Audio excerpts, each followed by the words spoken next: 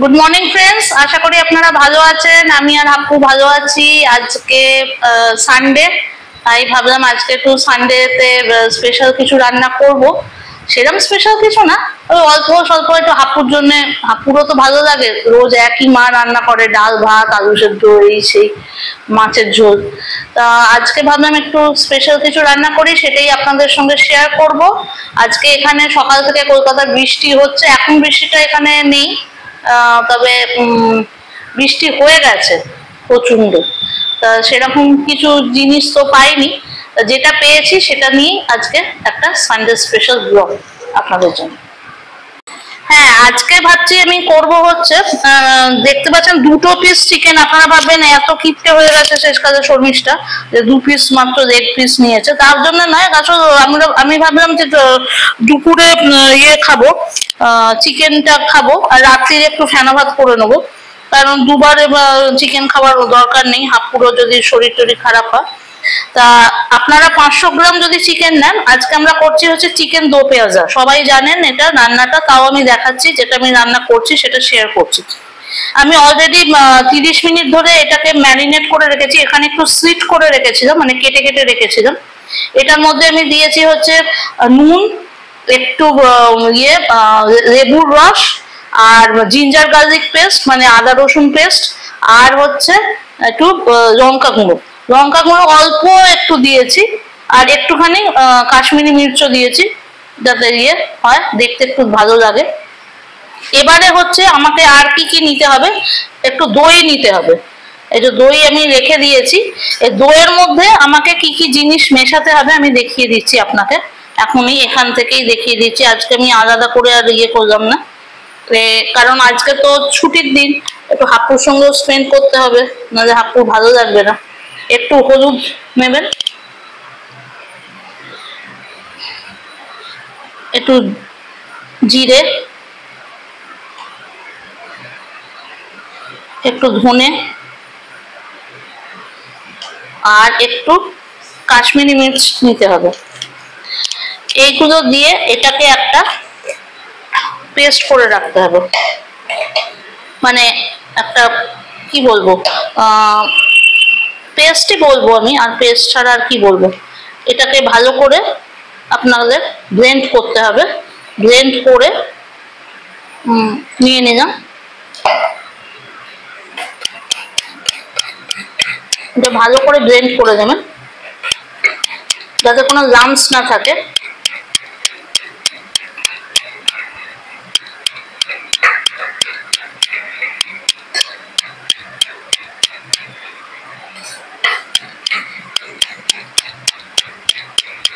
এটা আমি ব্লেন্ড করে নিচ্ছি। এবার আমি এটাকে রাখছি। এরপরে আপনাদের যেটা আরো লাগছে সেটা হচ্ছে কিছু কুচনো পেঁয়াজ, কুচনো টমেটো, অল্প অল্প দিয়েছি যেহেতু আমার জাস্ট 2 পিস মাংস আছে। এখানে যদি আপনারা বেশি নেন তাহলে আপনাদের 3টে, ধরুন 500 গ্রাম যদি মাংস নেন তাহলে আপনাদের 3টে পেঁয়াজ নিতে হবে, একটা অন্তত 1.5খানা টমেটো নিতে হবে। এখানে আমি 2টো কাঁচা লঙ্কা রেখেছি। লেবুর রস তো অলরেডি এখানে দেওয়া হয়ে গেছে, আর লেবুটার আমার দেখানোর দরকার নেই।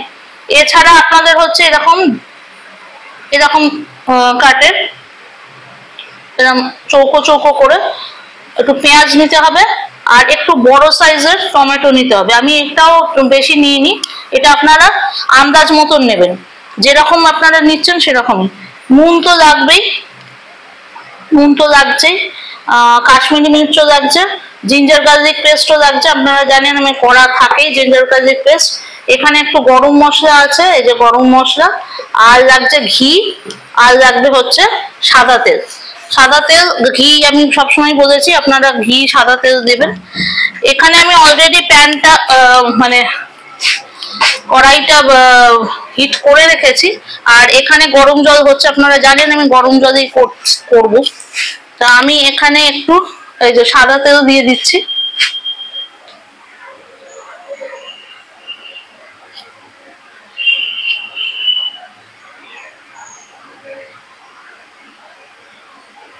অল্প সাদা তেল দিলাম। এবার একটু ঘি দিতে হবে এখানে, ঘিতে এই জিনিসটা বেশি টেস্টি হয়। যদি আপনারা মনে করেন যে আমি ঘি দেব না, সেটা আলাদা জিনিস, কিন্তু যদি আপনারা ঘি দেন সেটা আপনাদের মানে টেস্টটা ভালো লাগে, কারণ যেহেতু এটা একটু রিচ টাইপের হয়। তা আমি এখান থেকে একটু ঘি নিয়ে দিয়ে দিচ্ছি। এই যে আমি ঘিটা দিয়ে দিলাম।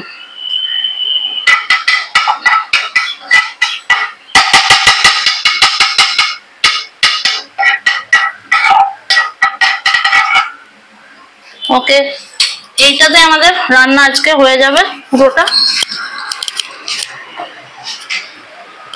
এবার আমি এইটা নিয়ে গেলাম, যেটা একদম কুচনো পেঁয়াজ আছে সেইটা নেব।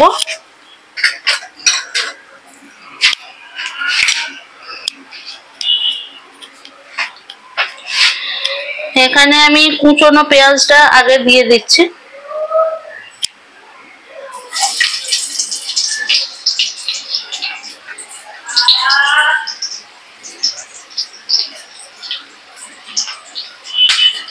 এটা দিয়ে এটাকে একটু ব্রাউনিশ মতো করতে হয়, খুব একদম যেন পুড়িয়ে না ফেলেন, দেখবেন সেটা আবার পুড়ে না যায়, একটু হালকা ব্রাউনিশ মতো কালারটা আনবেন।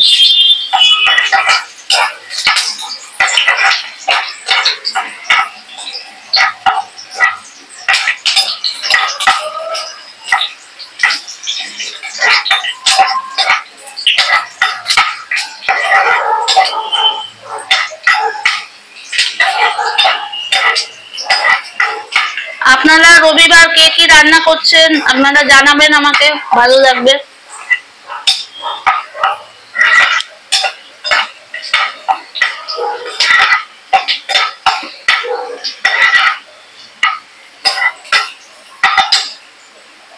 একটু লো ফ্লেম থেকে আমি এটাকে একটু বাড়িয়ে দিলাম, যাতে জিনিসটা একটু তাড়াতাড়ি হয়।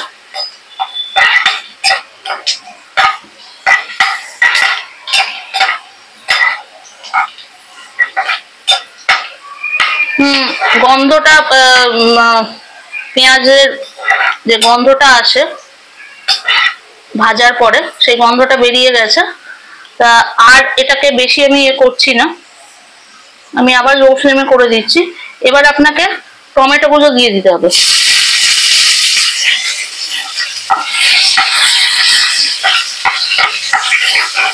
আপনারা টমেটো পিউরিও দিতে পারেন, মানে একদম ইয়ে করা, কিন্তু আমি কাঁচা এগুলো দিতেই ভালো লাগে, কারণ এটা আস্তে আস্তে আমি বলেইছি যে হলুদ টলুদ দিলে এটা এমনি ইয়ে হয়ে যায়। এরপরে একটু নুন দেবেন অবশ্যই। নুনটা কিন্তু একটু ভেবে চিন্তে দেবেন, কেন অলরেডি ঘিতে একটু নুন থাকে, মানে আমাদের যে আমরা যে ঘিগুলো ইউজ করি তাতে একটু নুনের ইয়েটা থাকে, প্লাস আমি অলরেডি এখানে ম্যারিনেশন যেটা করেছিলাম সেখানেও নুন ছিল, তাই জন্য নুনটা ভেবে চিন্তে দেবেন।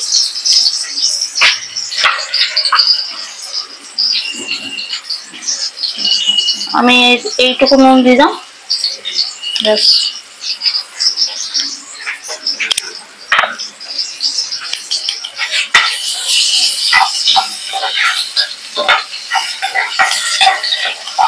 দেখুন এটা ব্রাউনিশ হয়েই গেছে।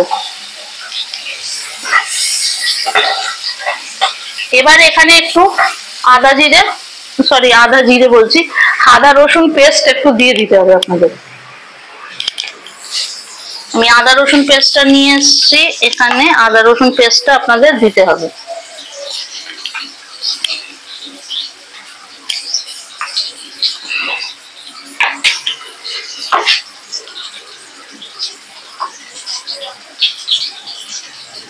এই যে দিয়ে দিলাম, আগেও দেওয়া ছিল তাই জন্য আমি অল্প করেই দিচ্ছি, নাহলে বেশি আদা রসুনের গন্ধ হয়ে যাবে।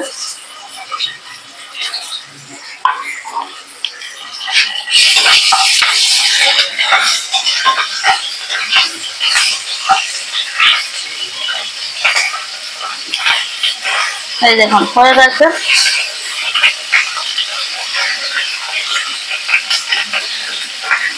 এবার আপনাদের দিতে হবে হচ্ছে দইয়ের যে ইয়েটা করলাম আমরা মিশ্রণটা, ওইটা আপনাকে এখানে ঢেলে দিতে হবে।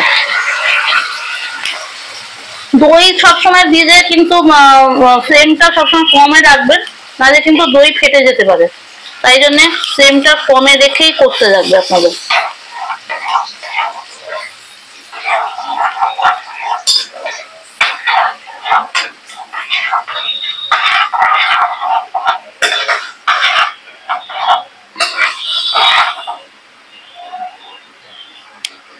একদম কমে রেখে সবসময় লো সিমে করে, মানে লো ফ্লেমে করে আপনাদের এটা দিতে হবে, নাহলে কিন্তু প্রবলেম হয়ে যেতে পারে, ফেটে যেতে পারে দই।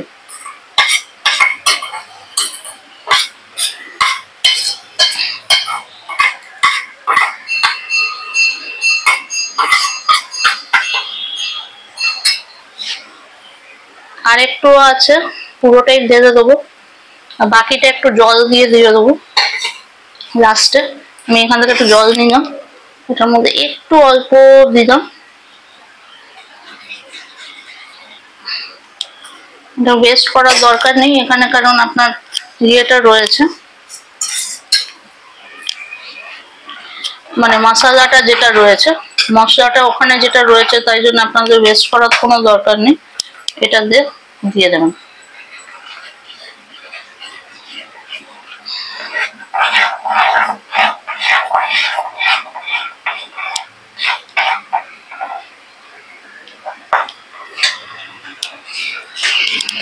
এবারে হচ্ছে আপনাকে চিকেনটা নিয়ে আসতে হবে। চিকেনটা তো অলরেডি ম্যারিনেটেড আছে, ম্যারিনেটেড যে চিকেনটা, এই যে ম্যারিনেটেড চিকেনটা, যেটা আপনি 30 মিনিট অলরেডি ইয়ে করেছেন, আমারও 30 মিনিটের ওপরই হয়ে গেছে প্রায়। তা এইটা আমি এখন দিয়ে দিচ্ছি। আমি 2 পিস নিয়েছি, যেহেতু আমি 2 পিসই এটা এর মধ্যে দিলাম। এটাকে একটু এপাশ এদিক ওদিক করবেন, দেখতে পাচ্ছেন।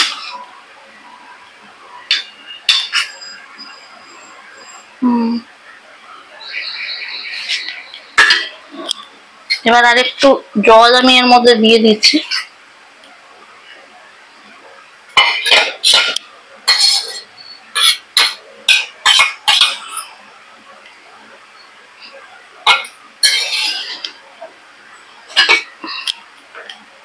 বেশি কিছু খাটনি নেই, এটা খুব অল্প সময়ের মধ্যেই হয়ে যায়। এরপরে আরেকটু আমি গরম জল এখানে দিয়ে দেবো, যাতে তাড়াতাড়ি সেদ্ধ হয়ে যায়, আর লাগবে না, কারণ 2 পিস আছে মাত্র।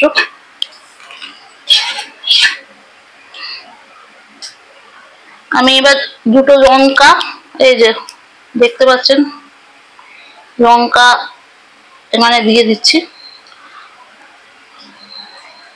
আমি একটু ফাটিয়েই দিচ্ছি, লঙ্কাটা চিড়ে দেবেন, আমি মাঝখান থেকে একটু ফাটিয়ে দিয়ে দিলাম। এই যে হয়ে গেল। এবার এটাকে আপনাদের 10 থেকে 15 মিনিট মতো রাখতে হবে, যাতে জিনিসটা আপনাদের সেদ্ধ হয়ে যায়, মানে মাংসটা সেদ্ধ হয়ে যায়। এটা অলরেডি ম্যারিনেটেড আছে বলে বেশিক্ষণ সময় নেবেও না, তাই জন্য আমি এটাকে এবার একটু ফ্লেমটা বাড়িয়ে দিলাম। এবারে এটাকে আমি ঢাকা দিয়ে রাখবো।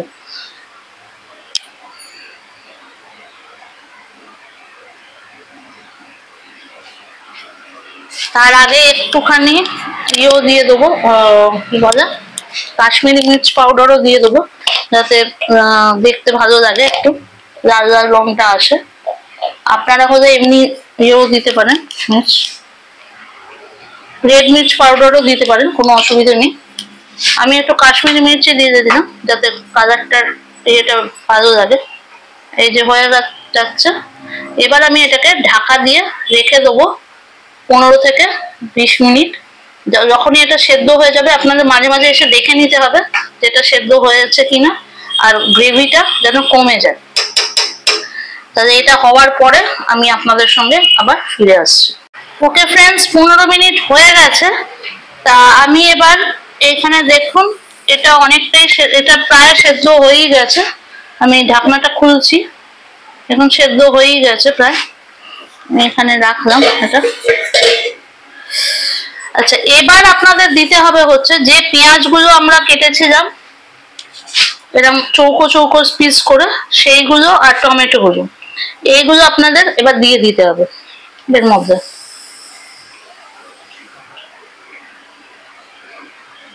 এবং টমেটো গুলো দিয়ে দেবেন, দিয়ে এখন একটু সময় দিতে হবে আবার। বাকি জল মানে এই জলটা পুরো শুকোবে, বুঝতে পারছেন? আমি এখন সিমে করে দেখাচ্ছি, কারণ বেশি জোরে করলে অসুবিধে হচ্ছে, ছিটকে আসছে। ওই যে দেখুন ছিটকে আসছে, ওই যে